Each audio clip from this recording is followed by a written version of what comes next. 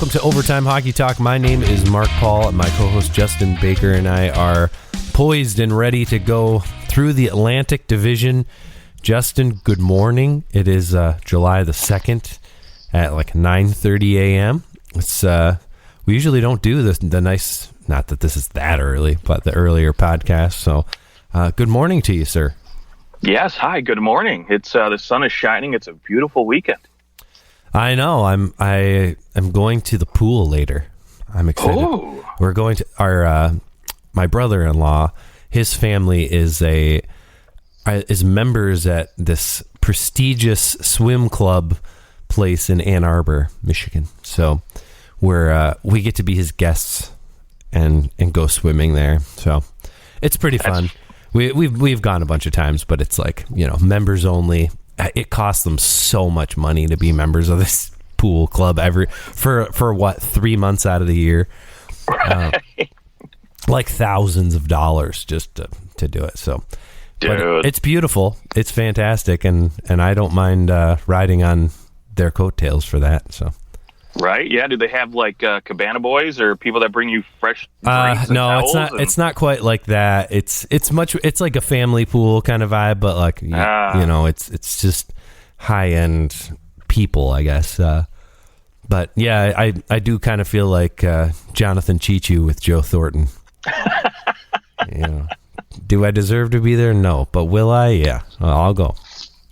Well said. All right, on today's episode, we are going to go through all 8 teams in the Atlantic Division and just talk through what the offseason holds for these teams and what maybe they'll be looking for at the draft, in free agency, some of their own business that they have to solve, maybe some new coaches, as there has been, at least one of these teams have named, 2 of these teams have named new coaches. So, Let's dive in. We were going to start with your beloved Detroit Red Wings, sir, Justin. Let's do it. Oh, wow. Yes, wow. I can't wait. Oh, wow, as if we didn't plan it. Something is really weird with Cap Friendly with the Detroit Red Wings, though. No. Yeah, it's saying that they have a deadline cap space of $166 million. Something's weird with that number right now. I think probably like every team. No, it's like the Bruins have 11 million. The Red Wings have 166 million. The Sabres have 158 million. Something has gone horribly wrong with that calculation.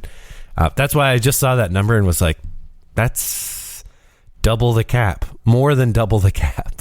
That's too funny. All right. Well, let's just get your first take with this team walking into the offseason. New coach, Derek Lalonde. Maybe start there.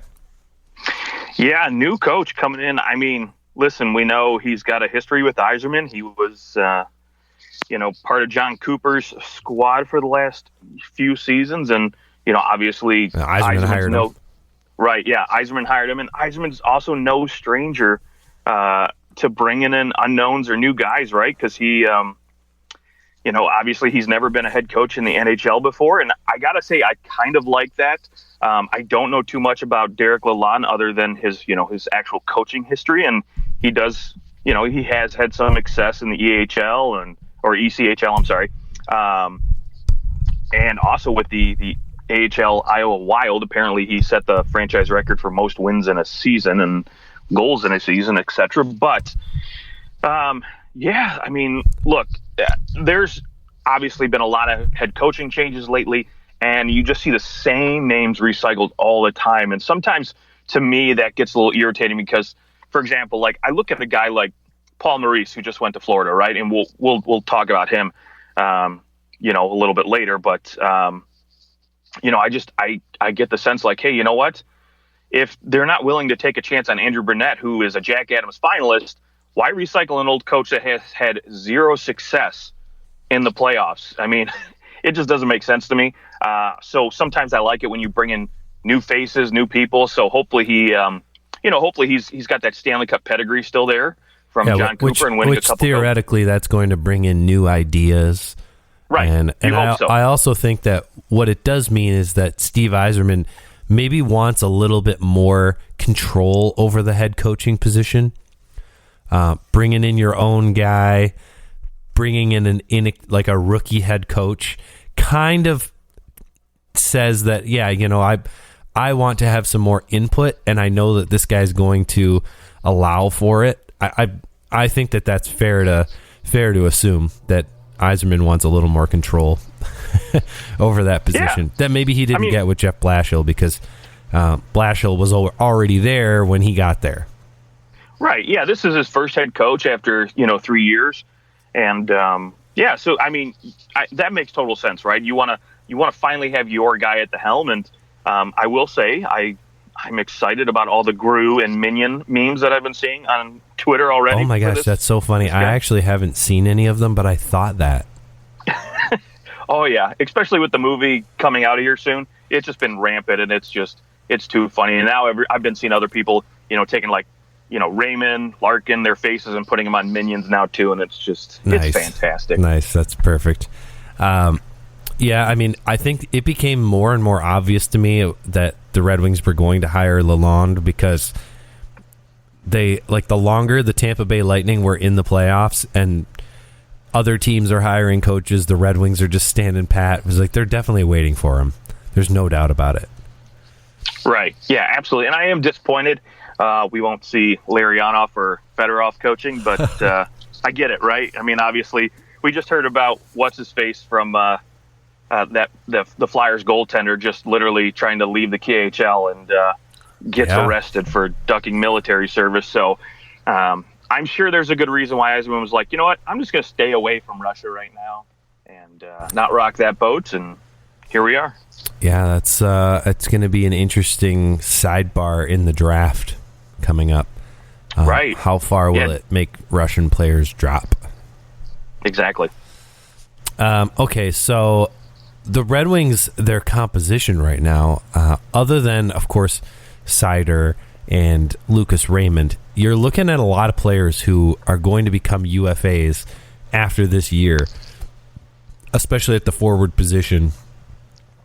Really, you've got, in terms of significant forwards, you've got Rasmussen and Vrana, who won't become UFAs after this year. I mean, you're talking Larkin, Bertuzzi, Pius Suter, Oscar Sundqvist, Adam Ern, and on the defensive side, Jordan Osterley. There's some things happening, and Alex Nedeljkovic. I mean, even though this team has been quote unquote rebuilding, a lot of these guys might not even be here in 2 years. Yeah, and I think that's the way Yzerman kind of wants it, right? He wants some cost control. He doesn't want to have to worry about being stuck to contracts long term. So I think he's okay with this, right? And I think management is too, because they're being patient. They're finally bringing in a new head coach, right? So obviously they're like, okay, cool, this is supposed to be the next step. And obviously this offseason, right, come July 1st or, whenever they can officially get extensions signed for these guys, Larkin is the priority, right? I mean, July 13th, you want Larkin to sign on the dotted line. You want an extension, because I think a lot of what Detroit maybe wants to do or is planning to do hinges on whether or not he's there long term. Because, for example, I look at like a guy like Andrew Kopp, right? News came out yesterday that he and Ryan Strome are going to test free agency and see what they can get out there. And while I still think Kopp is probably best suited to go back to New York and get to play alongside Panarin, you know what? I think, guys like him probably won't come to Detroit if Larkin's not going to be there long term, right? And, obviously you got to get him locked up. Right, exactly. And two, what they do financially with some of these free agents also depends on how much, Larkin costs them. I mean, obviously, I think it's going to come in around $8 to $9 million, I think, to get him locked up long term. But, is it worth it? Absolutely. For a hometown guy like that, your captain, he's one of those guys that are like heart and soul type of players. And, your other guys like Jacob Vrana, Lucas Raymond, they're going to be around for a while. And I think Vrana will, get an extension done next year. And, Tyler Bertuzzi obviously is a question mark. There's been rumors of him being on the trading block, and we'll see what happens with that. But I think, outside of that, really everything just really depends on Dylan Larkin and signing that extension. I would be shocked if Larkin didn't sign an extension here.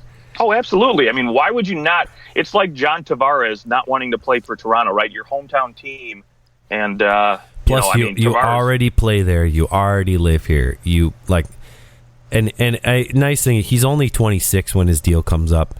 So that means that an 8-year deal takes him to like 33, 34 years old. It's not going to be something that is just, in 8 years, an $8.5 million deal is not going to be as massive as it appears now. It'll probably look more like a $6.5 million deal come that point. So in terms of cap percentage, I think it's a no-brainer for both sides. I mean, obviously Yzerman loves Larkin. He's grown. He's become a man here, and he's the captain. As long as he stays, he'll be the captain. And he's been leading this rebuild. And why would you want to? I mean, he's such a competitive guy. I mean, why would you want to leave in the middle of a rebuild and say, hey, you know what? I just abandoned my hometown team and just said, you know what? Now you got to reset again. For what? Like an extra $1 million maybe, or like right? If that. If he's and I guess the one thing that you can do if you're him is you say, yeah, I'm willing to commit here, but you're giving me a full no trade for all 8 years. That's what I'd be asking for. Yeah, and he would get it probably too. And so, but if he goes to like another team, like say a Colorado, New York Rangers or any of those other teams, Carolina, that are competitive right now, and he tries to sign a deal with them, he's going to be probably a second line center on most of those teams. He's not going to be the guy like he is here in Detroit. And so I think, from a competitive standpoint, he's better off staying here anyways. Yeah, that's true. And as more and more players develop and move up through the Red Wings organization, that still may be the case once they're a winning team, that he might just be a second line guy. But you know what? What does that even mean now? Like, he's a top six forward. He's going to get 18 minutes of ice time a night. Like, it's not as if he's going to get that second line is any less important than the first. Maybe in terms of power play, a top line center might get a little more time, but for now, he's the top line center, and the Red Wings really can use that in the draft and say, like, we're not desperate to go out and try to hit on a super high-end center. We can take the best player available if it's a defenseman, if it's a winger, because we know we have Dylan Larkin. So that, to me, is probably the most important thing about that.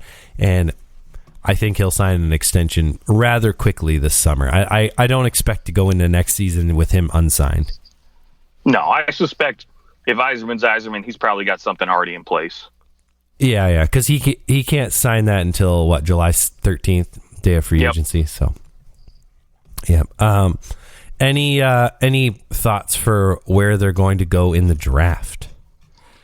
Yeah. I mean, obviously, I think they might want to go with a center, to be quite honest. But like you said, right, they don't have to do that. Their hands aren't tied to a centerman because they have Larkin. They have some, Michael Rasmussen. They have guys who can play in that middle six, but maybe not their true number 2 centers or 1B centers, whatever you want to call them. But they're guys who can fill in and play adequate, minutes as a centerman in that middle six. Now, obviously Pius Suter played, their second line center position this year, and that's not ideal for a team that, wants to get over that hump and be a playoff contender. And so, obviously if they can find somebody in the draft, that's great. But if not, again, they can find it through free agency. They can find it through trading. And, they can just take the best player available. So for me, I would probably go after a center if there's a good one there. But, again, your hands aren't tied. So take the best player available, keep building this team. You've got a good group of wingers too. And you know what? You might say, hey, you know what? I think Tyler Bertuzzi's going to walk. We're going to trade him. So let's go out and get a winger anyways to fill in for him in a year. Yep, that's true. And side note with Bertuzzi, I haven't heard any chatter about this and what I've listened to, but I got to think that maybe some of the reason why he's difficult to deal is because of his vaccination status. Like that was a sticking point this year. I don't know if it'll be as big of a deal next year, but it's definitely like, I feel like it's got to still be a thing. Some teams might just be like, no, we're not dealing with that. I wonder if that's something that's happening. Could be. Okay, yeah, the Red Wings have the 11th overall pick. So, man, it's actually the 8th overall pick. The 8th? Yeah. You know, I was just thinking, I can't believe they're picking outside the top 10. You know, Cap Friendly has them picking, what's happening here? Maybe this is wrong. Oh, here we go. I was looking at 2023. I don't know why. I'm a year ahead. They're projecting already. Yeah. Okay. Sorry. So they're picking 8th. There's some good players that'll be sitting there at 8th, but no matter who is there, no matter who they take, we're talking 2024, 2025 when that player becomes a relevant player on the Red Wings, most likely. So it's almost like, you know, we're not. This draft isn't going to have much of an impact on next year. Yeah, you would think so, but you never know with Yzerman. You never know. Yeah, I mean, if Simon Edvinsson can come over and make this team next year, then holy smokes, that defense is going to look much different than it did just 2 years ago. Oh my gosh, yeah, and then that also too opens up the door to move a guy like Filip Hronek out, who a lot of teams, I mean, honestly, would jump on, right? You got a right-handed defenseman at 24 who's costing you under $5 million a season, who can still produce offensively and has proven he can play top 2 minutes. Now, while his defensive side of his game still needs a little work, you can still pair him with a really good defensive defenseman, and boom, now you got yourself a good number 4, number 3 defenseman on your squad. Yeah, I don't know that the Red Wings would move him. Why? Why would you move him when you've got, you know, you're building that back end? I mean, he can be a part of it. Well, I think, you know, the big concern for Yzerman and part of the reason he brought in the coach he did is because he wants to see this team play stronger defense. And to me, Filip Hronek just doesn't fit that mold for what they're looking for. Okay. Yes, he can play offensively, but, you know, that defensive style that Yzerman wants and that ability to shut down teams' top lines is just something I don't think Hronek has. And so, you know, I think he's kind of one of those guys where, you know, he can play second power play minutes. You can maybe put him on your third pairing. He's ideally suited for. And so, but I do think there are teams that are still willing to take a chance. And two, gosh, when you look at what Colorado did, I mean, their defensemen are just fast skaters. They move the puck quick, and, you know, Hronek has a little bit of that. So maybe teams might be willing to pay a little bit more. Yeah, but why do you want to give that up? Oh, because you're rebuilding your defense, and maybe you don't see him as a long-term fit in that team. And I certainly don't. I just don't think the way he plays is going to be a long-term fit for this Detroit squad, especially when you got Moritz Seider taking up that top pairing. Then you've got, you know, Edvinsson coming in, and, you know, he's what? I think he's a left-handed shooter. I just don't like Hronek as a second pairing guy. I think he just doesn't have enough defensive to his game yet, and who knows, that might change, right, with a new Lalonde, coach. Yeah, I mean, that's something that you're gonna allow Lalonde to have some time with some of these guys, especially the younger guys. Like, they drafted Hronek, like they've got 2 years, and he's still in RFA. He's cost controlled at this point. So I think you're going to probably take a good, long, hard look, see if he can become the guy you want. And you're right. If he can't, then he's still a useful defenseman for another team who can play in a top 4, but maybe just needs the right defensive partner, and perhaps a defensive partner for him that is 20 years old isn't quite what you need. Yeah, and I mean, look, Hronek's going to play on the top line, and he's probably going to get paired up. I think they're going to re-sign a guy like Mark Stahl, and you'll probably see him pair with him. You know, and then also, too, the other thing is they've got Gustav Lidstrom coming through, who I think looks like a quality defenseman who could play, you know, in that second pairing potentially. I think he's right now better suited for that third pair, but who knows how he develops, right? And so when you talk about needing that second line, you know, guy to pair with him, you know, Mark Stahl is probably going to, you know, slot in, in that first or second pairing. And so to me, I don't know how comfortable I am with Mark Stahl at my top pairing. So I'd like to see the Wings go out and spend a couple bucks on, or maybe try to find another guy to fill in there on the cheap, like a Ben Sherratt or something. You've got to think that they're going to be going after a defenseman in free agency, because they did lose Nick Leddy too, he was a big part of their defense last season. Yeah, maybe they make a play for John Klingberg, right? I mean, obviously he's more offense than defense, and he kind of reminds me, Hronek reminds me a little bit of that, where he's, mostly offense and no defense. So, do you want another one of those guys in there? Maybe, especially if you pair him with a guy like Moritz Seider, I think that could potentially pay off pretty well. So, because, again, Seider is very responsible at his own end defensively. So I just don't think that Yzerman's going out and is going to spend that money on a John Klingberg when they're just not ready. I don't agree. Think he's there. I agree, and that's why I think a guy like maybe Ben Sherratt, for example, right, could come in. You could get him for $3-4 million and give him 3 years, and he can come in and fill in on that top line with Seider, and then you can put Mark Stahl with whomever you want on that second line. It would be very tough to go from playing in the Stanley Cup Finals 2 years in a row to playing for a team that is most likely not going to make the playoffs. Oh, right, sure. I agree. But you know what? I think given his playoff performance, I think his value kind of dropped just a little bit. And so, where does he fit in terms of other teams' plans, right? And is he going to get the type of money and term that he's looking for? And maybe he's better suited to go to a team that's right there on the bubble and needs a few pieces to get over that hump into the playoffs. Okay. All right. Any final thoughts for the Red Wings? Goaltending? I mean, you're Alex Nedeljkovic, 1 year left. There's been some talks about even him getting moved. But he's a UFA at the end of this year, so you could be hitting the reset button here from the goaltending position very soon. Yeah, I mean, look, they've got Sebastian Cossa in the Wings, and he was a guy that they moved and traded up in the first round last year to get. He's looked really good in the WHL the last couple of years, and he was stellar in the playoffs for the Edmonton Oil Kings, and so is he the long-term option? Maybe. I think right now he looks like it. But, again, goaltenders are so finicky, so hard to really get a beat on early on when they're that young, unless they're true number ones like your Marc-Andre Fleury's, right, where you have no doubt that they're going to be successful. But when you have to develop them like these guys do, maybe. 15th overall pick, you're definitely hoping that he pans out. Probably not this next year. He'll go to the AHL, I think, this next year, and then again he'll probably be down there for a couple of years, would be my guess.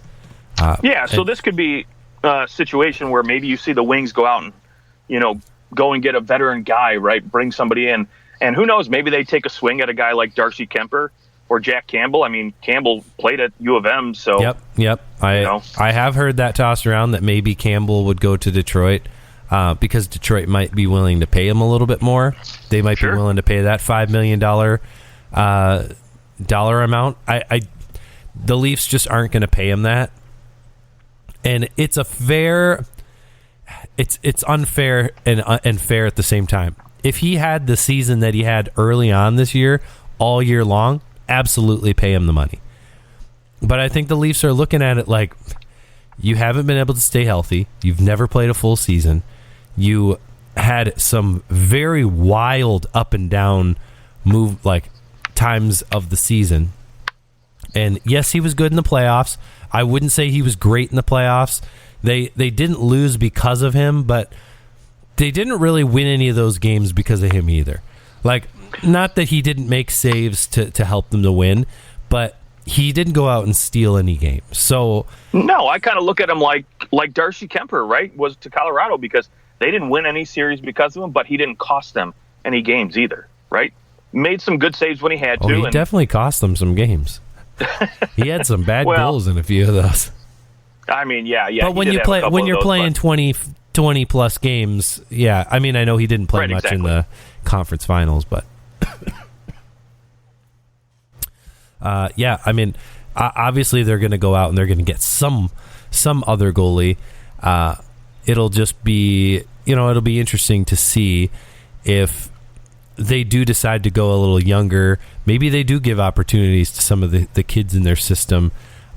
Or do they go out and maybe they re-sign Nedeljkovic if they like what he's doing and they're able to get him at this $3 million range. It just depends on if he, wants to stay in Detroit. That's really what it comes down to.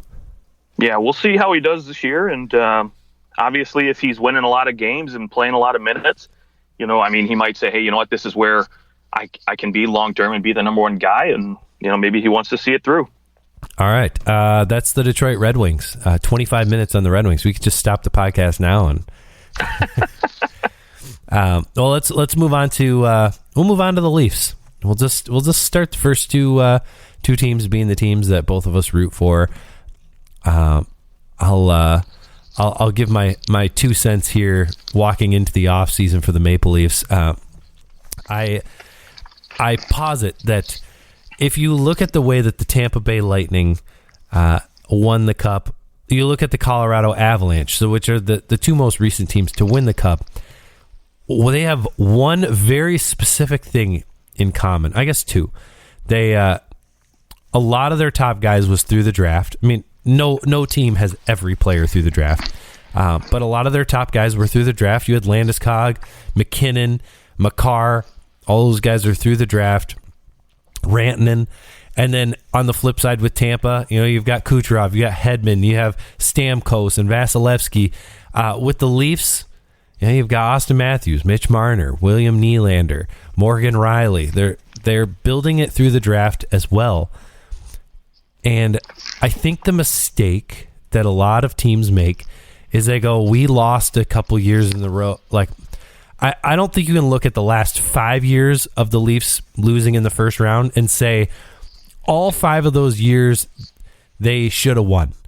No, like they were probably the favorites to win twice. And even then, I'd say for sure once against Montreal, they were the favorites. Should have won that one. That was a disaster. Other than that, they've lost to the Stanley Cup finalists 3 of the last 4 years.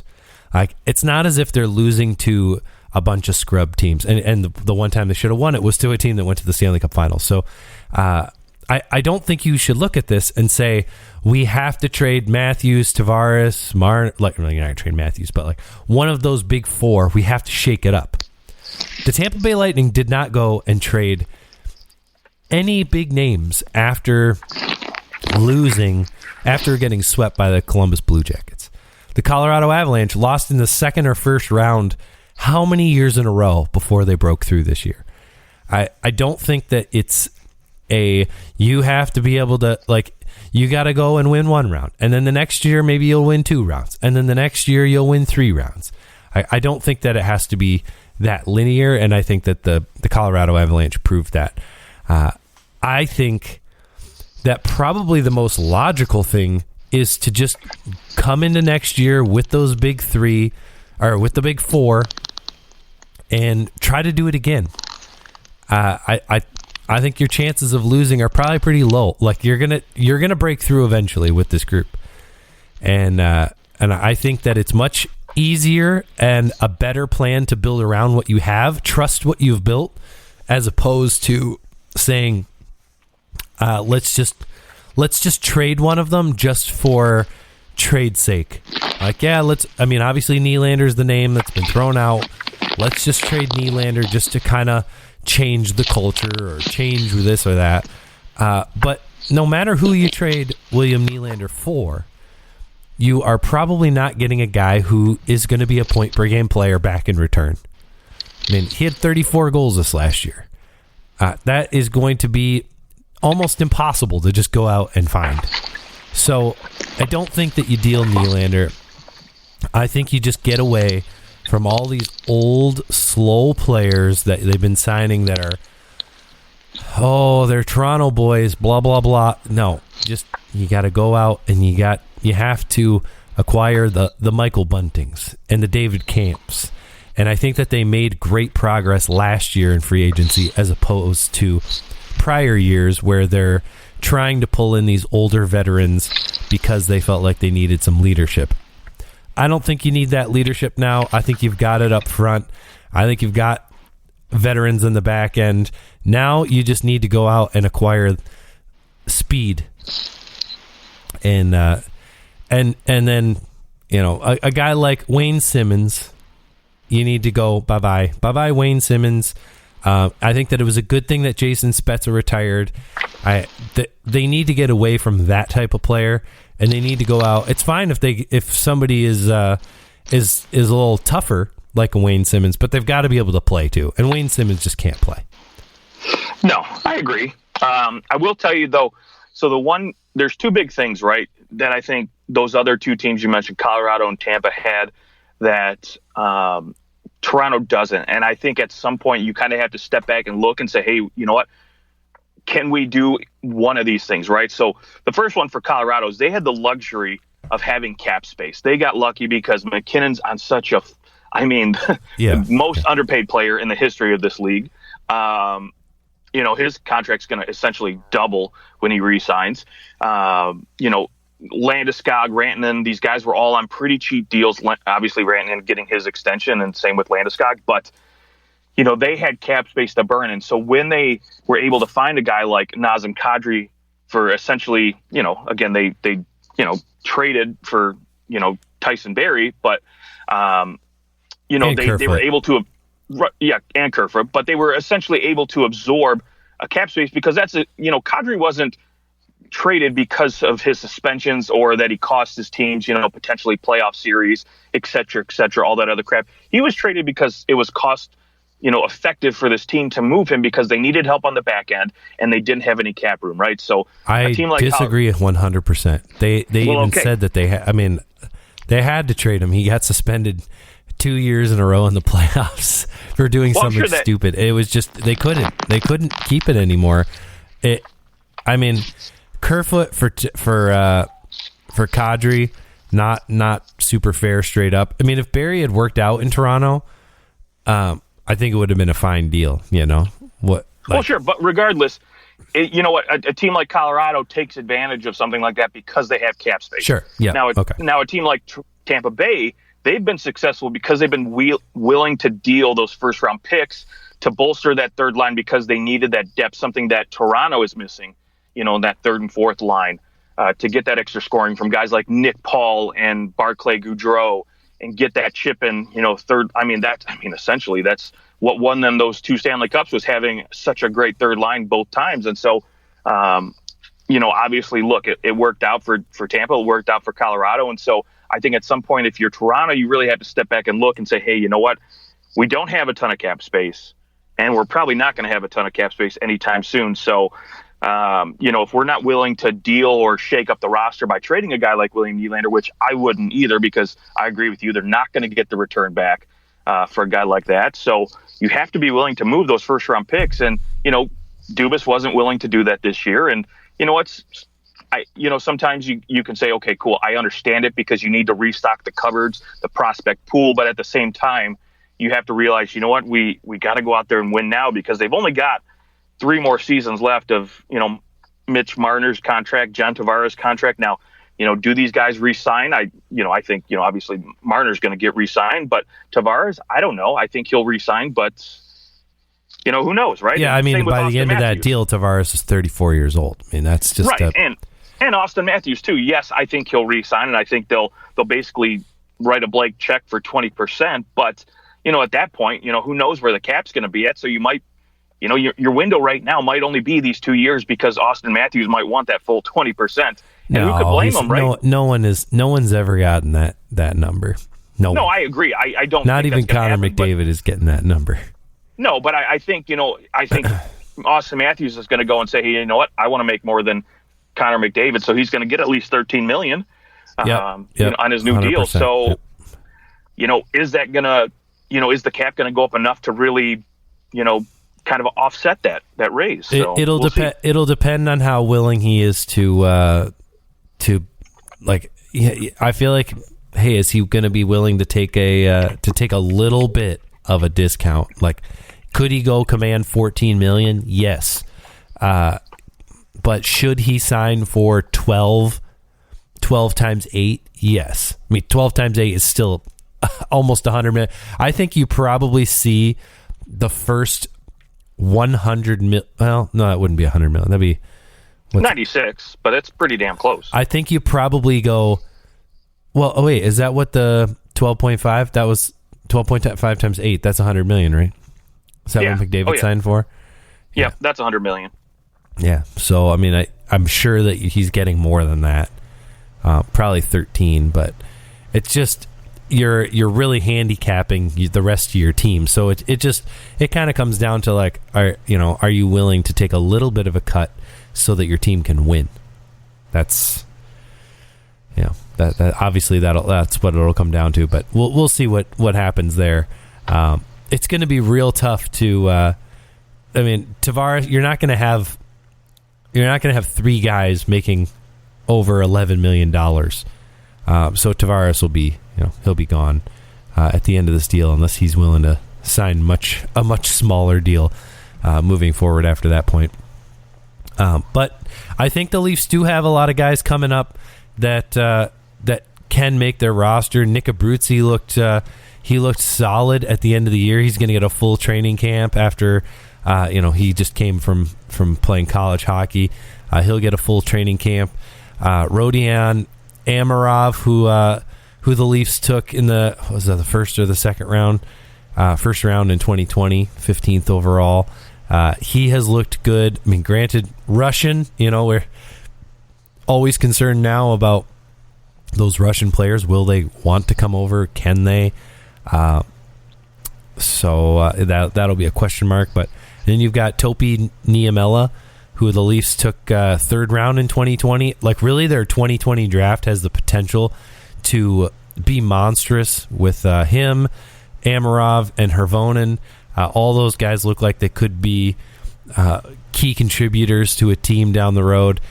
Can one of them make the team? Can Nick Robertson finally crack the roster and make the team? And so they definitely have the pieces down in the minors to be able to come up, compete for roster spots next year.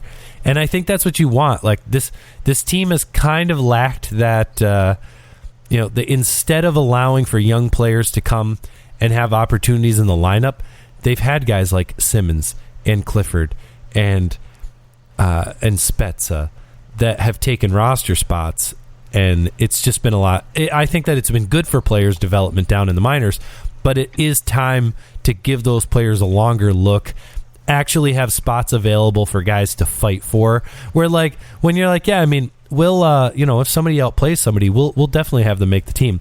That's not entirely true, because sometimes it just is a salary cap decision. Well, that guy can go to the minors and that guy can't, so he's going to the minors. And it's not necessarily because one is better than the other. So I think when you leave that roster spot open, it creates true competition for that spot, and I think you'll see one or two players kind of break through and maybe become more regular players on the Leafs, which is what they need, because those guys are cost controlled. They're making far less than $1 million a year, and that will allow them, come trade deadline time, to have more available cap space to make a move. Yeah. Now, for me, I think when you talk about cap, right, the biggest concern for me with this team, I think they've got a great group of forwards. They just need to round out that bottom six a little bit more. They've got a good set of defensemen who can get it done, but the goaltending, right, is the concern. And do they have cap to bring in a starter, get Jack Campbell back? Who knows? Yeah, do you go Jack Campbell? Maybe it's maybe you go calling to Darcy Kemper, say, hey, come help us win a cup too. Yeah, but they don't have money to get a guy like Darcy Kemper. Oh, they have. Because I know they have about $6 million in cap space right now. I know. Yeah, but he's going to want at least $5 million now. I mean, yeah, it's true. And you can't afford that, so you have to try to. I mean, you got to try to move Mrazek's contract. Maybe find a team that's willing to take that on. And that's all of it. Is they're either going to buy out Mrazek or they're going to have to move him. Which he does have a no movement. He has a 10-team no trade, so it's not as if you can ship him off to Arizona. Yeah, I mean, a buyout seems likely, right? but obviously with his contract too, it's not like he earned a lot of the money up front on that contract either. So he's definitely, earning most of it in these last 2 years. I mean, if you buy him out, you'll save 2.76 and then 2.96 next year. But after that, it's going to cost you 1.4 a season. And then hopefully in 2 years, right, escrow and all that stuff. So maybe you don't worry about it as much then. But here's the thing for me. I also look at it and I go, the last 3 seasons, he's played all right. He's played pretty good, other than this season. Can you look at it and just say, you know what, we are just going to come back with him as one of our goalies, and we're going to try it again, because you signed him to a 3-year deal, and yes, year 1 didn't go as planned. He was also injured like more than half the year, so maybe you just give the guy another shot, because that $3.8 million, if he can be a decent goalie, you can figure that out. And then next year, if you need to, you could definitely dump his contract with 1 year left. You don't even have to buy him out. You probably can just move him. And then maybe he ends up working out for you, though. Maybe he ends up being a good backup goalie, and you can stomach it, and you can have a 1A, 1B situation.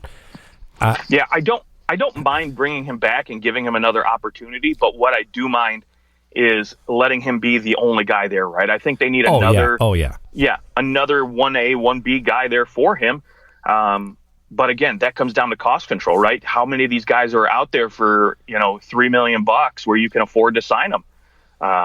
That's going to be the tough part, right? Is finding that guy. Maybe you can convince Braden Holtby to come in there and give him $3 million, $4 million in, a couple of years. And maybe he says, okay, cool. You know what? I think they got a good shot to win now. But there's not too many of those guys out there. So that's going to be the challenge for Toronto. Yeah. Or do you go, maybe you trade for an Ilya Samsonov, or a Georgiev, whose value is low right now, but you could definitely see, a reason why he could still be a starting goaltender in this league. The Rangers were horrible defensively for most of the year, and yes, Shesterkin was unbelievable, but I don't think you're not trying to go out and sign Shesterkin right now. Like, you're not going to find that, so you don't have delusions of grandeur. But Georgiev, in a better defensive system that Toronto has, could succeed. And he's cost controlled. You could probably get him for around the same number that he's signed for previous, which is about $2.5 million. And then you've got a guy who maybe becomes your goaltender.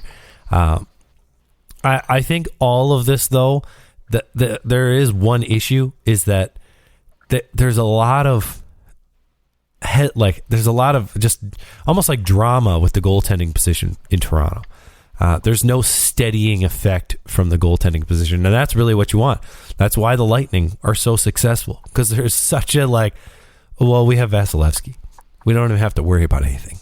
I'll tell you who I go after if I'm Toronto. This guy's cheap. I think the team will move him quickly for not much at all, because they have 3 starting goaltenders right now. I go after James Reimer in San Jose. Ooh, they've bring got back Reimer. Kaapo Kokkonen, Aiden Hill, James Reimer there. So they've got a 3-headed monster that obviously they don't want to go in. They've got a new GM that's probably willing to deal. So I think James Reimer would be somebody you could bring back. He's, outside of that Boston series, which wasn't his fault. I think the fans would welcome him back. And yeah, but I don't know. If you went in with Mrazek, Reimer for next year, I don't know if that's strong enough. I don't know. I don't disagree with you, but I would try to move Mrazek, but I think Reimer would be a good option for Toronto to bring in. All right. I still think he's got enough to be a 1B there. So yeah, I could. I can see the 1B. Yeah, I like it. I don't think that any Leafs fan would have a problem with Reimer being a part of the organization. Absolutely not. I think everybody loved James Reimer. All right, well, let's scoot on from the Leafs. Now that we've spent 45 minutes on the Leafs and the Red Wings, we'll cruise through the rest of these Atlantic teams. let's go to the Boston Bruins. They got a new head coach, Jim Montgomery, coming in, and I'm wondering what he's going to change with this team. Other than I think maybe it's going to be a little more player friendly. What do you think? Yeah, I that wouldn't surprise me. I think that's part of the reason why they wanted to make a change, right? Obviously, a new coach, new system. You kind of, sometimes you feel like teams are rebuilding when they bring in new coaches, but this is not the case with this team right now. They are in definite win now mode. So, Jim Montgomery is a guy who has a proven track record. He's a veteran coach, but he is also too a little bit more player friendly. So, maybe that might, attract some free agents. It might bring some guys back. I mean, the rumor is Bergeron's going to sign a 1-year deal, and I've already heard rumors now that Bruce Cassidy's gone, David Krejci might come back. Yeah. Who knows if there's any truth to that, but I mean, that would just be gangbusters for them if he came back. Yeah, it's so interesting now because, of course, Pastrnak, you were talking about underpaid players. Pastrnak at $6.6 million. I mean, he is due for a fat raise. He's definitely going to get over $10 million. He's a consistent 40-goal scorer every year. This guy's going to get $10 million. So it'll be interesting to see if Boston is willing to. I guess when I say 10, it might be 9.5 and try to match him with Charlie McAvoy, but he's going to get paid. And the Bruins, are they willing to do that with Pastrnak? And is he willing to sign with the Bruins long term, or does he go and find a new home? Yeah, I think he's going to test free agency. Not that I think he might go sign somewhere else, because I think as long as the challenge is going to be finding a top center to replace Bergeron, and because Bergeron's going to play it 1 year at a time, and so if there's nothing there, I think he's going to wait it out and see what their plan is, right? Because if they don't win a cup now, if they don't have a replacement for Bergeron after the season, Pastrnak might be like, hey, you know what? I don't want to sit here and go through a rebuild. I'm 26, 27. No, thank you. I'm going to go off to a team like, I don't even know where he would sign and who's willing to give him that money. But maybe it's a Detroit, right? Maybe he goes to Detroit. They have some money and they could sure use a guy like him. I mean, who's going to say no to a 40-goal scorer? So yeah. And there's not a team in the league that wouldn't try to sign him. Right. Now, whether they could cap-wise, that's another question. But, I mean, and the Bruins can afford to sign that. But, yeah, it's one of those, it's been a sweetheart deal while you've had it, and it's coming up. And that's going to be big. Do you like... Hampus Lindholm is now signed long-term. McAvoy's signed long-term, and so is Brandon Carlo. It's really, I mean, is it going to come down to goaltending again with this team? Linus Ullmark, Jeremy Swayman. We're basically walking into the same exact situation as we had this last year. Yeah, I mean, from a goaltending perspective, I love what they have back there. That combination of Ullmark and Swayman is phenomenal. To me, if I had to pick a 1A and 1B combo, this would probably be it, right? But the problem is Swayman's got a new deal coming, and he looks like the 1A to Ullmark's 1B. So, if Ullmark's making $5 million, what do you think Swayman's going to want, right? He's probably going to want 6. Yeah, so, well, and yes, Ullmark was a UFA, so the money's a little different, but you're probably looking at Swayman getting at least close to that, somewhere around in the neighborhood of $5 million. It's kind of becoming the number for goaltenders that aren't the best goaltenders ever, but they're very good. Outside of your, Vasilevsky, Price, those guys. Right. And so, really what it boils down to for me is I look at this defense and all the big money they're spending there. I think that's where you're going to see some change maybe this year. Whether it's a guy like Derek Forberg, Mike Riley, or Grzelcyk, getting moved at some point. I think one, if not two of those guys are going to have to go. Yeah, 100%. To make some room to sign a guy like Swayman and still have money around to bring Pasta back, assuming that he wants to stay there. So, listen, from a defensive side and goaltending, I think they're okay, even if they had to stay with what they have. and try to figure it out next offseason, I think they'd be okay. But, a full season with a healthy Hampus Lindholm, I think is going to be phenomenal for this team. He and McAvoy are just going to, run rampant on that blue line, 25-plus minutes each. McAvoy, I think, to me, was probably one of the more underrated defensemen this year. I would have probably put him in my top 3, to be quite honest, this year. As far as defensemen, I think what he did and the way he played with no defensive partners and, a lack of depth at that forward group, I think he was phenomenal for this team. And so, obviously he's not my Norris pick, but I would have given that to Yossi. But I think besides Makar and Yossi, I think he was number 3 for me. Okay. I when it comes to the Bruins, I look at this team and I see a team that's going to make the playoffs. I see a team that could win a round. I don't know if we're looking at a team that is going to win the cup. No. Win one for the Gipper, win one for Bergeron. I just don't see it. I don't like almost $4 million to Nick Foligno right now. The Jake DeBrusk situation, maybe that all gets settled because of the new head coach. I know that him and Cassidy had a big issues with each other, but we'll see if they have to still trade Jake DeBrusk. Like, does he still want out, or is he willing to stay? He signed the deal to stay, but from my understanding, when he signed that deal, it was not an indication of I want to stay in Boston. It was an indication of I'm willing to sign a deal so that it makes me easier to move, so that a team isn't wondering how much I'm going to be signing for. So I wonder. And he was really good for Boston. He was really good, very important down the stretch too. Scored 25 goals, and when this team had some injuries, he really stepped up.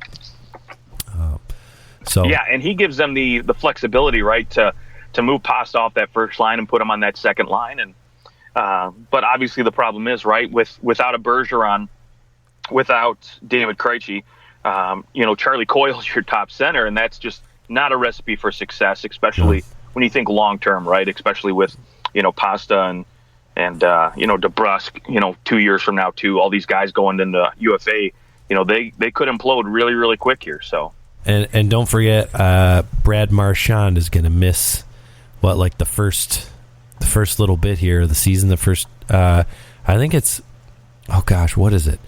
Who is it? McAvoy's going to be out for 6 months, right? Yep. And Marchand's going to miss the first 2 months of the season, and even Matt Grzelcyk, he may be out for a little while to start the season. Mike Riley had a right ankle tendon repair and removal of bone fragments. That's a 3-month recovery, so we'll see if he's ready to go for the start of the season. There's a lot of big injuries that they're facing moving into the season, so that's not going to help the start of their season. They may be in a little bit of a hole. You talk about 25 minutes a night. Well, Hampus Lindholm might need to play 30 for this team until McAvoy gets back. So that is what maybe is going to be unfortunate about this year. Can they get them? They're like the Penguins. Remember the Penguins walking into this year? We said, can they keep themselves in playoff contention by the time Malkin and Crosby get back? They were able to do that. Can the Boston Bruins do that too? That'll be the big question. Let's go Buffalo Sabres. 3 first-round picks headed into the draft, and for once, we don't have a new head coach for the Sabres in the offseason, do we? Hallelujah. My goodness. Yeah, nobody got fired at the end of the year. Right? It's been the same guy for a whole year. It's amazing. Don Granato. Okay, so where do you see the Sabres? I think they're picking, they're picking 28th, they're picking 16th, and they're picking 9th. Any chance that the Sabres try and move up in the draft, you think? Move up, huh? Wow. Packaging a couple of those to move up, or are we just talking we're just going to blanket this thing and make all 3 picks?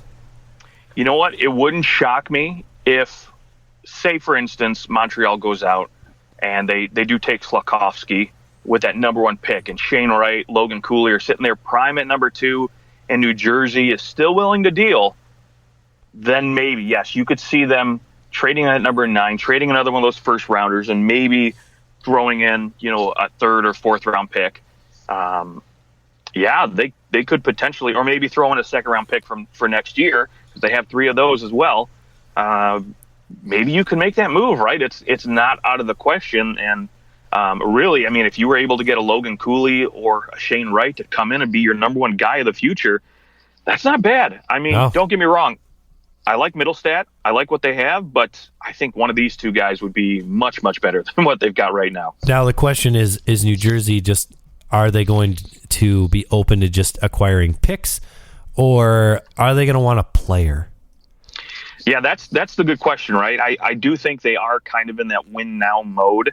They think their window or is at starting least to open. Get better this season. Like, Right. They're not looking 3 years down the road to be better. They want to be better this season and compete for a playoff spot for sure.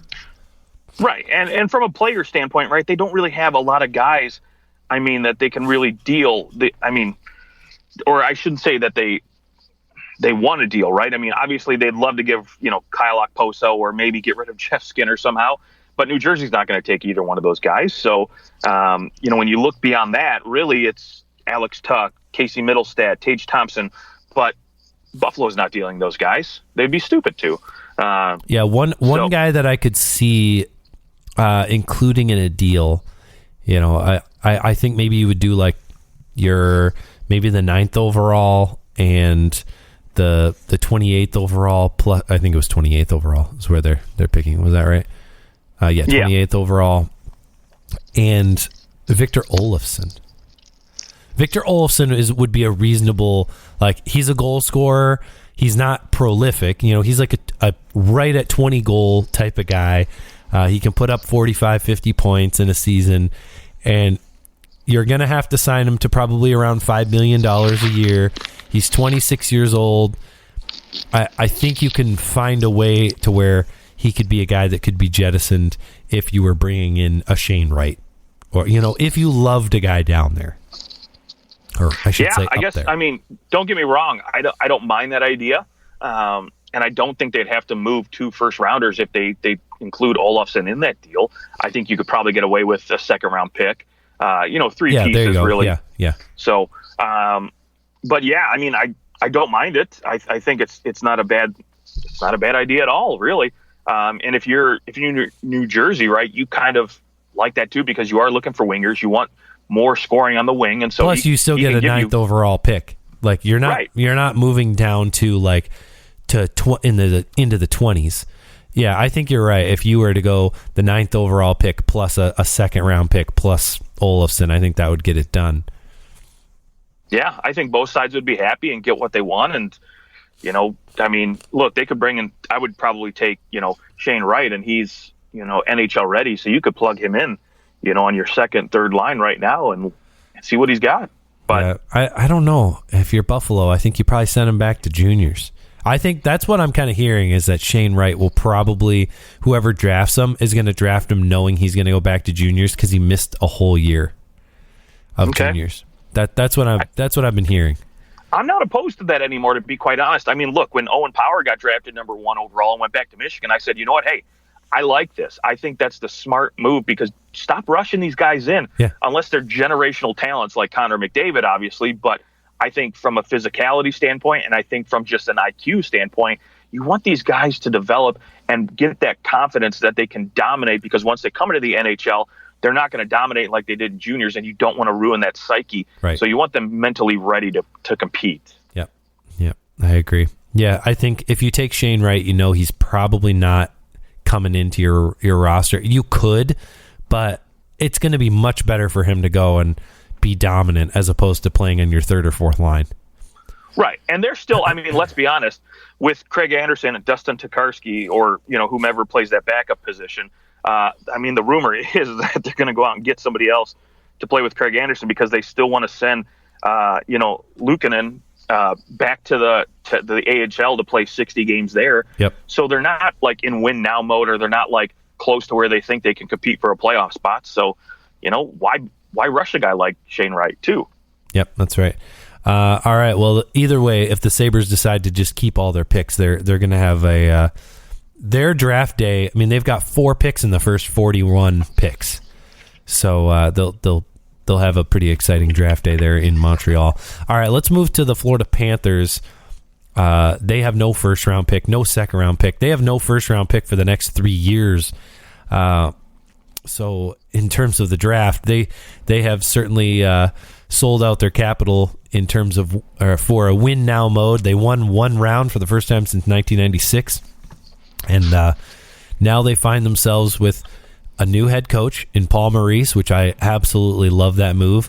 I'm so excited to see what Paul Maurice does walking into this team, how he can take the best offensive regular season team we've seen in the last 30 years and what he can do with them to get them playoff ready and how that'll change. I'm very curious. Yeah, I mean, let's face it, he had Winnipeg playoff ready when they were, still competing a couple of years ago.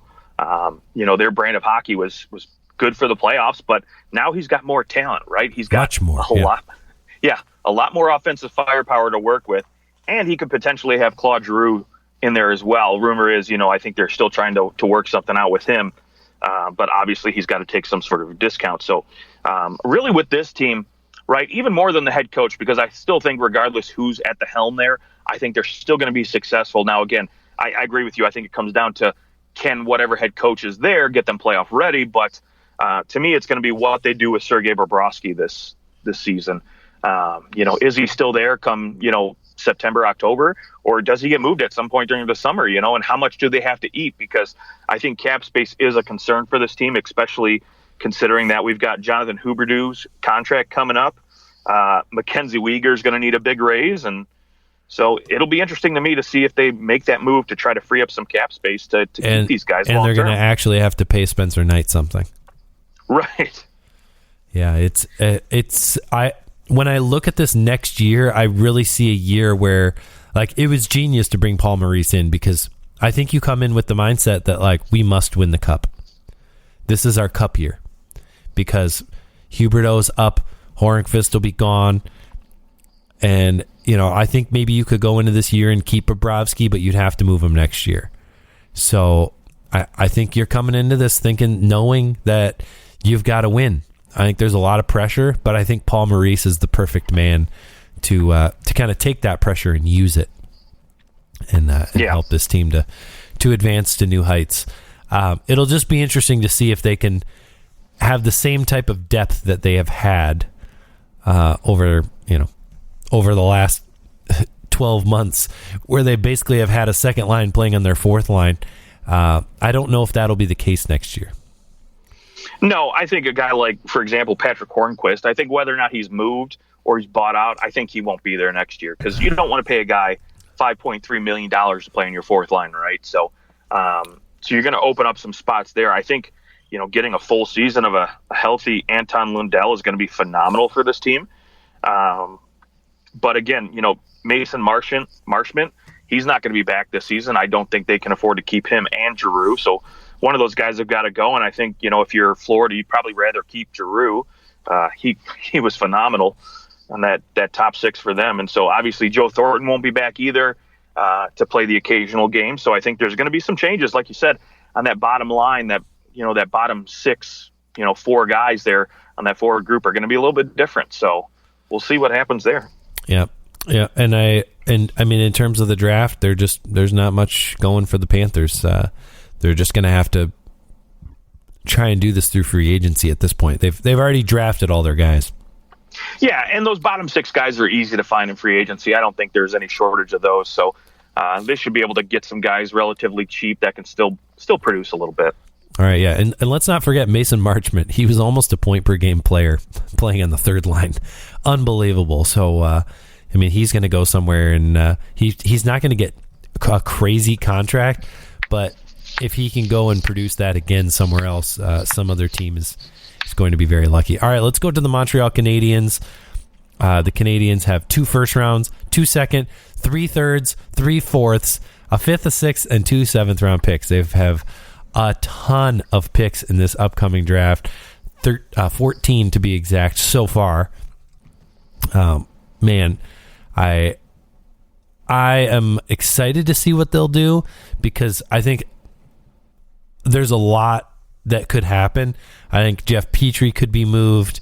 I want, obviously we don't know if Carey Price has played his last NHL game.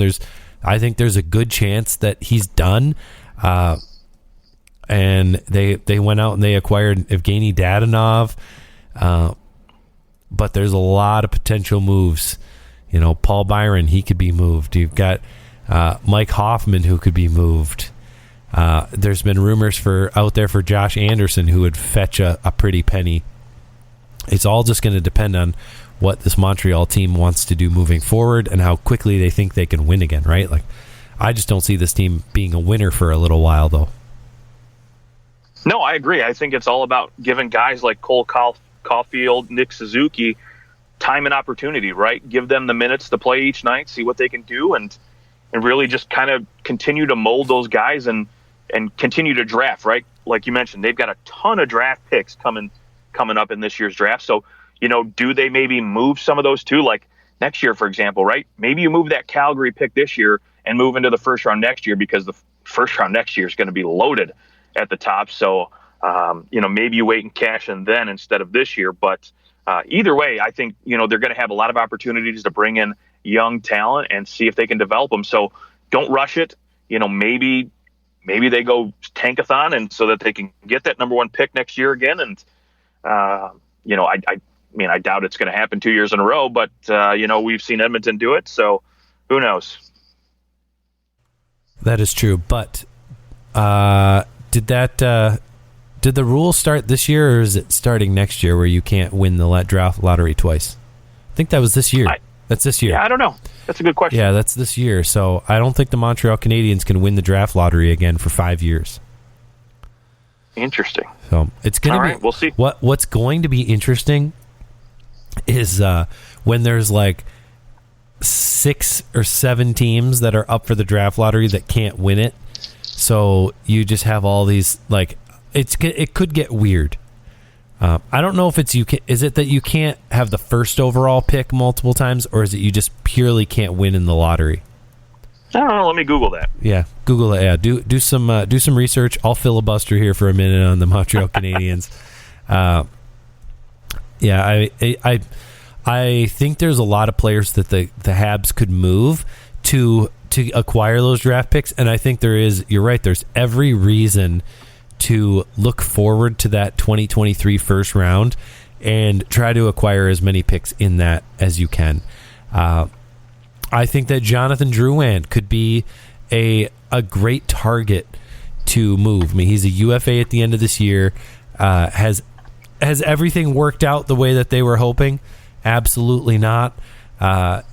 Jonathan Drouin had up and down, an up and down career in Montreal, but he ended the season on LTIR. He's had the anxiety stuff that he had the year before. I think there's some risk behind him, but bringing him in for one more year, maybe if Montreal eats half that salary and suddenly he's at $2.75 million cap hit, if you can bring him into your third line, maybe your top 6, but not have to rely on him completely, I think it'd be a great move. And you might be able to add him for a second round pick because of the baggage that he brings.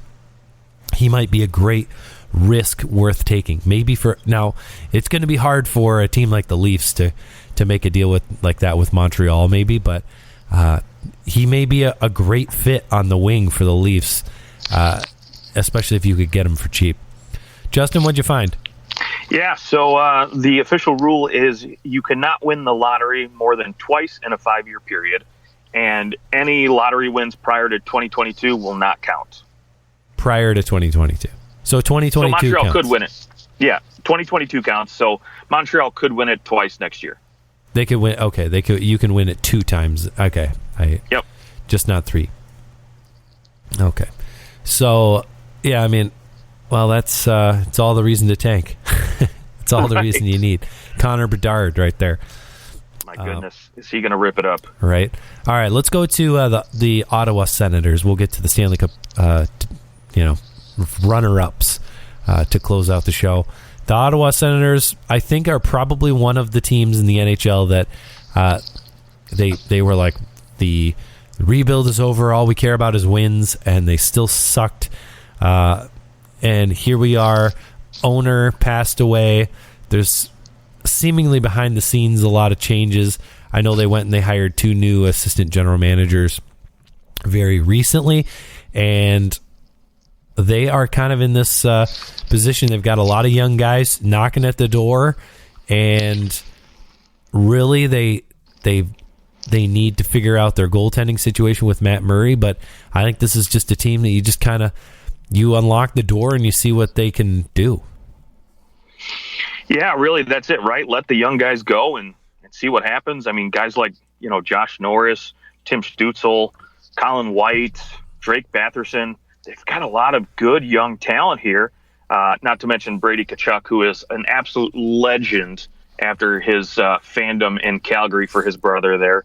And you've got Drake Batherson, who was putting up a point per game until he got hurt last year. That cheap play. Josh Norris is poised to have a huge season this next year. Maybe definitely playing in the top 6. I mean, he had 55 points in 66 games. This guy's only going up from here. Ottawa is going to be a fun team to watch. As a Leafs fan, I'm mildly terrified. Yeah, right. The goaltending situation to me is the biggest concern. Anton Forsberg is going to be a good 1B, but Matt Murray, can he get close to something, right, to where he used to be? That's a concern for me, but yeah, they should be fun, and maybe they're willing to spend some money, right? Maybe they go out and say, you know what, we need a piece to put us over the top. We need that one guy, and maybe they make a play on a guy like Philip Forsberg, right, who I think would fit in with what this team's dynamic is very, very well. And I mean, granted, he is a 40-goal scorer, so you'll find a place for him. You'll move some money, do whatever you can, or maybe bring in a guy like Evgeny Malkin and put you over the top there. I think either one of those guys would be phenomenal and really give this team that next step. Now, I do think they do need another top pairing defenseman on this team as well. So Thomas Chabot can't play 45 minutes a night anymore.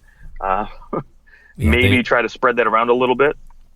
Artem Zub looked really good last year, but yeah, they need to. And Jake Sanderson coming up.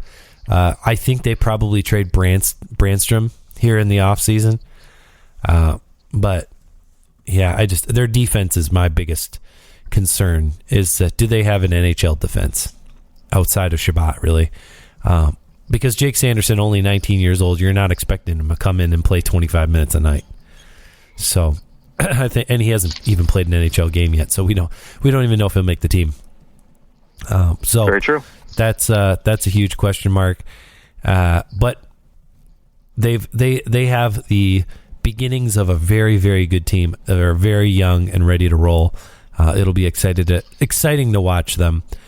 As of today, they have $23 million in cap space, and no one of huge significance to sign other than Josh Norris, who will probably get Norris. I'm guessing will get somewhere in the neighborhood of $6 million, and they'll sign him probably to a good little bridge deal here. That would be my guess, just to kind of see where he posits long term.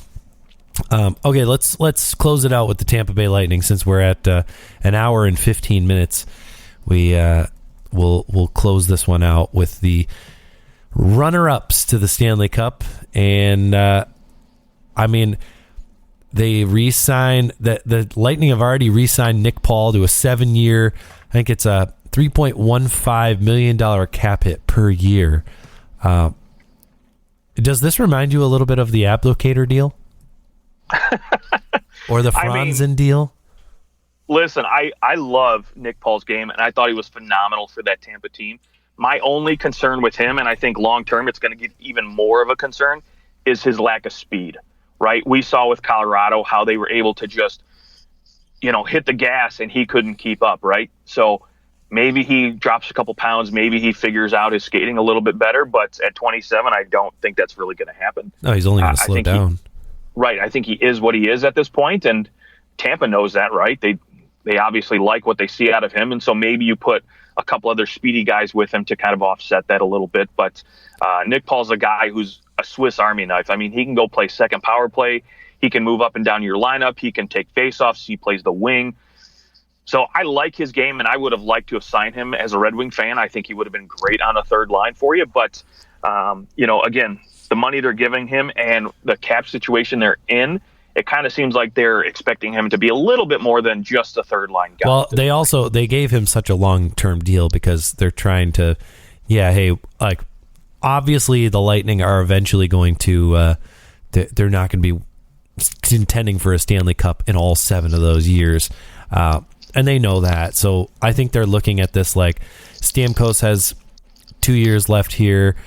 He'll re-sign, of course, but then you're looking at a Stamkos who's 35 years old at the end of that deal. I think you're looking at the next 2 or 3 years, and you're saying, "Who cares? We'll figure it out for those last 3 years of that Nick Paul deal." But for now, Nick Paul will be great for the next 3 years, and we'll see what happens when he pushes 30. But you're doing everything you can to keep winning right now. That's what you got to do, and that's what you're going to do, which unfortunately is the reason why they have to trade Ryan McDonagh. Yeah, it's unfortunate, right? I mean, look, they've got Alex Killorn. You hear his name rumored too as being a potential cap casualty to get moved. He was terrible in the playoffs. Well, didn't score a goal. Not scoring a goal aside, he was still good, but he didn't contribute, in that way, right? He was still called on defensively. 4 points in 23 games. That's not a guy making $4.5 million, which it's weird because he had a really good year goal scoring. He scored 25 goals. It was weird, but defensively he was phenomenal, right? I mean, he and Cirelli went out there and paired up against each team's top line and managed to play really, really good. So not going to knock him all that aside, but yes, at $4.4 million, he's just not worth it right now. So, I don't think there's going to be a lot of teams lined up to trade for this guy, especially because he has a modified no trade clause, so he can just rule out 16 teams. So he's going to be difficult to move. Now, a guy like Ryan McDonagh, I can tell you right now, I think there's probably a good 28, 30 teams that'll line up to take him at this point. So even though he has a modified or a no trade clause right now, I think Tampa can still find a way to go to him and say, hey, you know what, we got to move you.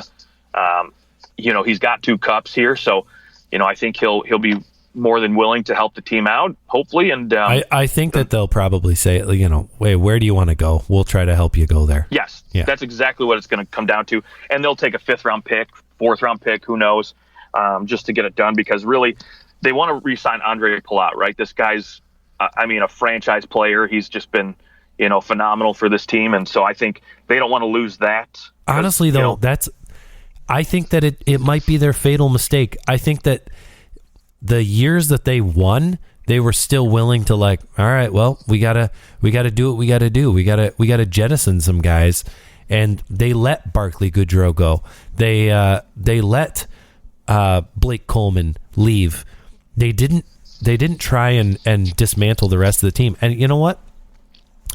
I don't know, Andre Palat. I feel like between Palat and Nicholas Paul, you're looking at exactly what the Los Angeles Kings did.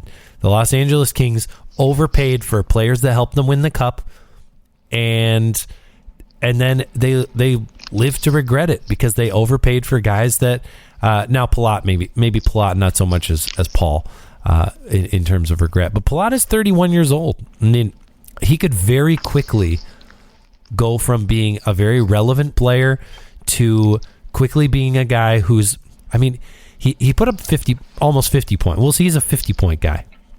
You don't want to pay Andre Palat too much here, and for too long.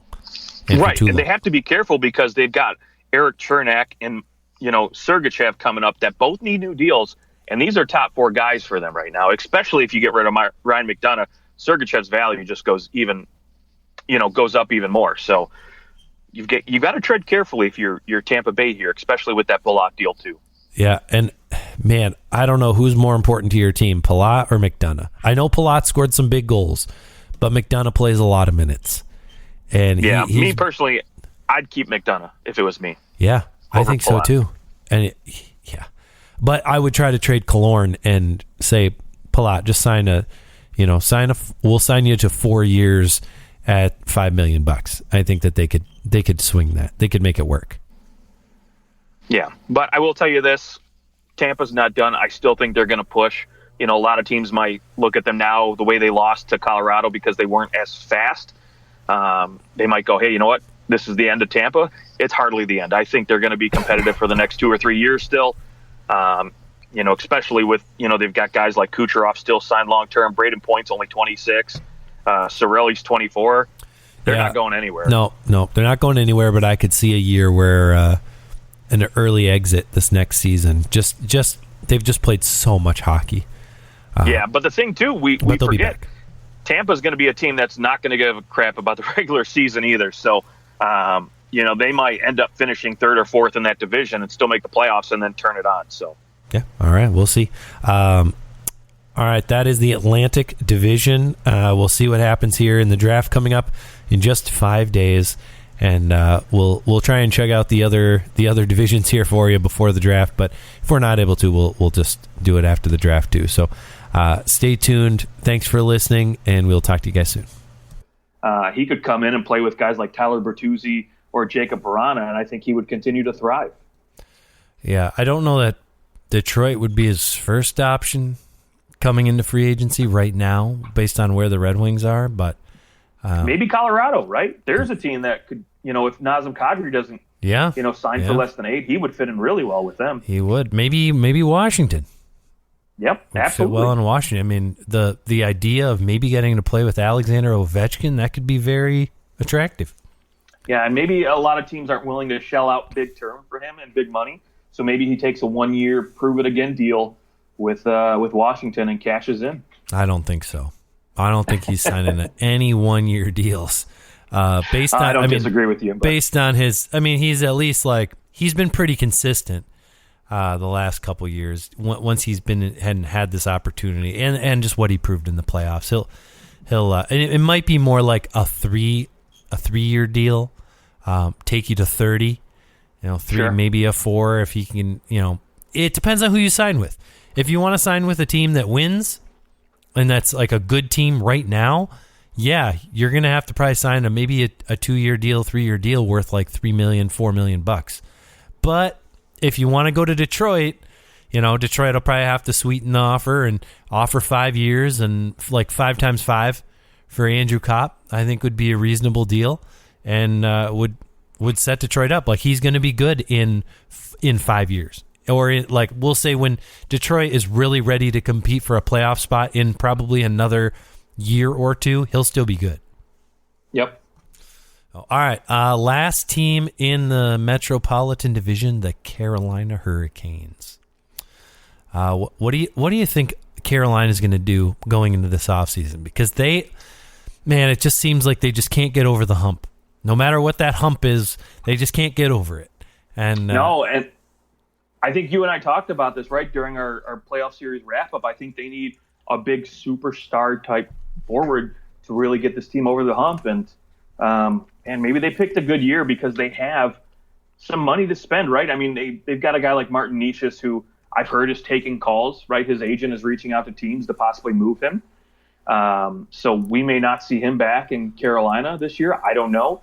I don't know why they decided to give Koke Niemi all that money. I think that was stupid, but whatever. They're going to hope he pans out. He's only 21, so there's still plenty of time for him to develop and maybe pay off on that contract. But with Vincent Trocheck, Nino Niederreiter, Max Domi, all those contracts coming off the books, they've got $19 million and change to spend, and really all they need to do is sign a couple, sign that one big forward, and then figure out Anthony DeAngelo or another top 4 defenseman there. So this could be a guy or an opportunity for them to bring in a guy like a Philip Forsberg, Johnny Gaudreau, I mean, I don't think he signs in Carolina, but Carolina is a team that's ready to compete for a Stanley Cup, and they're right there. So, they have a lot of different directions they could go in as far as where they want to spend their money, how they want to fill in those missing pieces. But I do think like I said, a game-changing forward would work really well. Maybe they go out and they make a move, make a trade, bring in a guy like Brock Besser who could potentially be out in Vancouver. Maybe bring in Pierre-Luc Dubois, right, who is rumored to wanting to go to free agency and test that market. So maybe Winnipeg deals him now. Really don't know. So I mean, you're also don't forget about Seth Jarvis, who had a monster rookie season in his draft year, mind you. He's 20. He was 2020 pick. As a 20-year-old, I mean, he went and he had 40 points in 68 games, almost had 20 goals. He had a really good playoff too. He had 8 points, and I think you're going to see him take another step. And he's somebody who can really, I mean, he's kind of going to be that Jordan Staal leaves, and you can just drop Seth Jarvis right in there, and you've got a faster version of Jordan Staal. But yeah, I mean, in terms of free agents going to Carolina, it's one of those places that seems to be difficult to attract high level free agents. It's kind of like Columbus, right? Like it's been in the history of this organization, it's been difficult. Add on to that their owner is very stingy. I think it's going to be real tough. It's going to be real tough to draw those guys in who are like, I could go home. I could be really close. Like, I could be in Philadelphia or New Jersey for like a Johnny Gaudreau, sign a big deal, or sign back in Calgary. That is always a possibility too. I like Philip Forsberg. To me, I think it's probably more likely that he ends up back in Nashville than it does him going to Carolina. Like, Carolina is not going to be the team that goes out and goes, yeah, pay $10 million for that guy, bring him in. I just don't see it. I don't see it. They were offering, what did they offer Dougie Hamilton? I think it was like they were trying to get him for $7 or like $6.5 million. $7, and he signed for $9. Like, and they didn't want to give him the max term, I don't think either. So, I mean, you're just not going to get these guys if that's how you're going to value them. So they're going to have to acquire guys like, I mean, Pierre-Luc Dubois. That's a good good target because he has to go there. I don't think that Pierre-Luc Dubois is getting like $10 million in free agency either. So you're going to be able to keep him cost controlled for a little while. But the Carolina Hurricanes, they're just missing something that's not getting them over the hump. Some of it, I think, was goaltending. You know, the fact that that Anderson was hurt when push came to shove, which I said would happen. Said that would happen. I knew it would happen.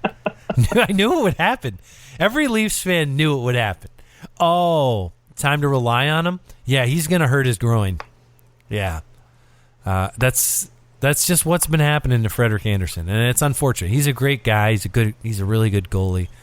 But he just cannot stay healthy through the course of a whole season, and more importantly, when it counts.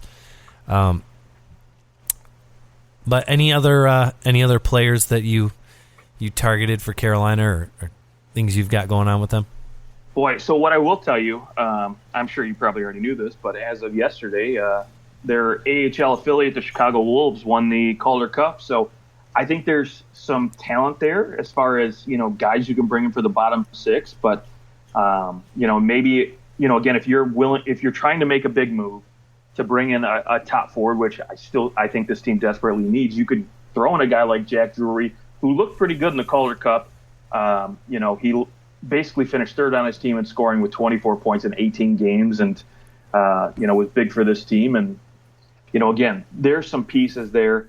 But ultimately, I just think they need to figure out what they're going to do as far as the forward group is concerned, because I want them to spend the money. I want them to go out and bring in a big name piece, because this is a team that I think has the right pieces right now to compete, especially because, Jordan Staal is going to be a free agent after this year. And the way he plays the game, I don't know how much longer he's going to be really good outside of the faceoff circle. So you might want to take advantage of that now. And then, again, You've got Teuvo Teravainen, who's only got 2 years left on his deal. So the window is small. Same with Sebastian Aho, right? 2 years left on his contract. Now, I do think he re-signs with them. I think they'll get something done with him and not let him walk. But maybe it is a guy like Matthew Barzal, right? Maybe you look at it and, come July 13th, they're like, hey, are you going to re-sign? And he says no.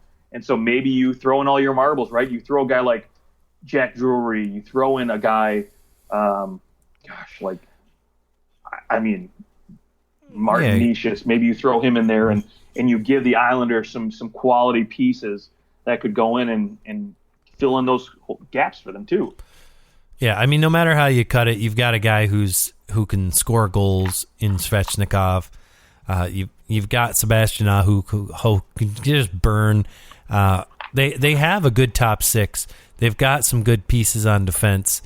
There's just something holding them back. Like, the other thing is that Anthony DeAngelo is not signing a $2 million deal or whatever he was just coming off of. No, yeah, definitely not. So $1 million, one times one. He is going to get paid. He got 51 points in 64 games and had a really nice playoff too. I mean, they're going to need to give him some big money if they want him to stay beyond this, because he is arbitration eligible. I did hear that Ethan Bear was going to be moved. Yeah, they're looking at maybe it's his agent then instead of Martin Nicias's that's been talking to other teams. Oh, yes, yeah. It is Ethan Bear. Yeah. Okay, yeah, because again, I think, Brendan Smith, Ian Cole, you could bring either one of these guys back in to play as a 6-7 defenseman. I think both of them played fairly well for their roles in the minutes they were given. But a guy like Ethan Bear but a guy like Ethan Bear he's just not in your long-term plans, right? So might as well just move him. He's still an RFA, young enough where you're still going to get a decent return. Pesce, Slavin, those guys are obviously your top two. And, Anthony DeAngelo, you would love to get him re-signed and maybe at a reasonable cost too. Maybe you get him at like a 6x6 or something. But, it's hard to justify paying him more than a guy like Jacob Slavin because, but when Jacob Slavin signed his deal, it was a different time. Oh, sure. I don't think you can look at that. He's not paid high enough to look at him and go, "Oh, we can't pay anyone more than Slavin." Oh no, I agree. But what I mean by all that is Carolina, as tight as they hold their purse strings, that's their leverage, right? They're going to say, well, we don't want to pay you more than our top defenseman, so we have to keep you relatively close or under that, and so maybe that's not for DeAngelo, I guess. I don't know. Yeah, that's possible. Vince Trocheck, do you think he's back? Think he re-signs? That's a tough one. I think there's a place for him in Carolina. Oh, he had a good season, 21 goals, 51 points, and he had his best year since 2017-18. I think that it's clear he's a good fit there. And I think that Rod Brindamore's really worked with him to, he's a little undersized, but he's really worked with him to help him defensively. And I think that that's allowed his game. I mean, you just look at his plus minus. I mean, he's been negative every single year, and then this year is a plus 21. I mean, that's not by accident. No. But so the thing is guys that have put up 50 or more points at the center position. I mean, honestly, free agent wise, there's maybe 6 guys there. Yeah. So if you're Vincent Trocheck, you could probably go out and get paid a lot more money on a different team than you would, staying in Carolina. So it's really, the decision is, do you feel comfortable taking less money and staying here to compete for a Stanley Cup, or would you rather go somewhere else where you can possibly get a few more, $1 or $2 more million, I guess. Yeah, I mean, you're right. There really isn't, in terms of how many points he actually put up, there really isn't many other players that compare to him on the market. You've got Nazem Kadri, and I'm not even going to include Bergeron because Bergeron he's only signing in Boston, so it hardly counts, and he has so much experience. Maybe you consider Giroux a centerman. At this point, I think Absolutely. He's probably more of a winger in terms of what team's going to sign him. And then it's like Andrew Kopp. And Andrew Kopp isn't even a true center. He's not playing center all the time. He's kind of getting tossed around. And then maybe the other one's it's Strome. Well, Strome's a winger. Yeah, so there really isn't much. Yeah, Ryan Strome played center and Kopp was on the wing. But still, those guys they can play on the wing, they can play center. So they, again, there's only a few of them, right? That's the whole point. Yeah. So he could cash in, right, with a team that, is really looking to solidify a number 2 or maybe number 3 center position. Yeah, maybe paying him 6. 6 would probably be the limit for a Trocheck. Yeah, and I think if you're Carolina, right, you're not giving him more than, I don't know if I'd want to give him more than $5 million. So. And at 28 years old, you're probably looking at like 5 times 4. Yeah, at the most, right? Yeah. I mean, yeah, so that's a tough sell. I mean, I think that he's a good fit there. He has a good role, and like you said, he's playing good under Rod Brindamore.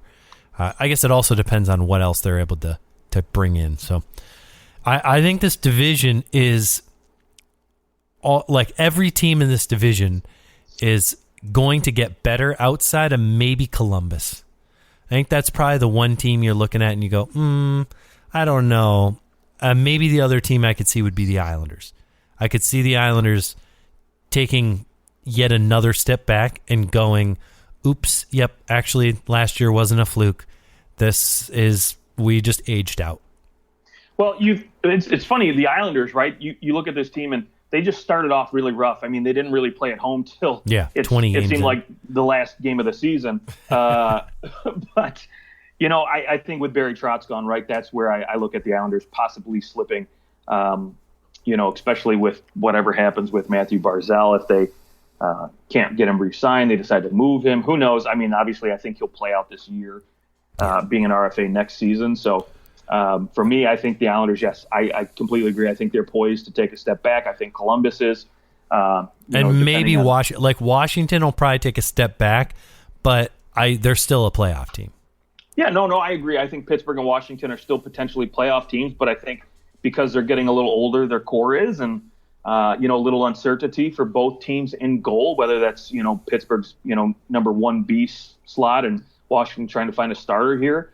Some of those wins they're getting are probably going to go to teams like New Jersey and Philadelphia. So, whether or not any of those teams fail to make the playoffs again is another story. But I still think the cream of the crop, right, is Carolina and the Rangers, I think, right here at the top. Yeah, and, I think this division will be tighter. You're not going to see you look at the teams that made the playoffs and the teams that didn't as a 16-point gap. I don't think you're going to see that again, 4-5. It's going to be a much tighter division. I also don't think you're going to see where every playoff team in the East had 100 points. That was an interesting year for sure. All right, well, that's the Metro Division. Justin, we went for an hour and 38 minutes on the Metro Division. Ooh, we'll have to shorten that up here. Yeah, we'll shorten it up for the other divisions, but that's all right. I don't mind.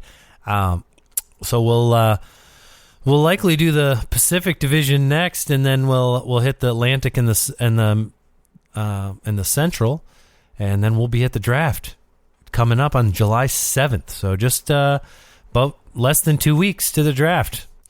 So I'm excited. Yeah, it'll be real fun. All right, Justin, you have a good rest of your day. And to our listeners, thank you for listening. You can find us on Twitter at OT Hockey Talk. Leave us a nice review wherever you're listening to, and have a great rest of your day.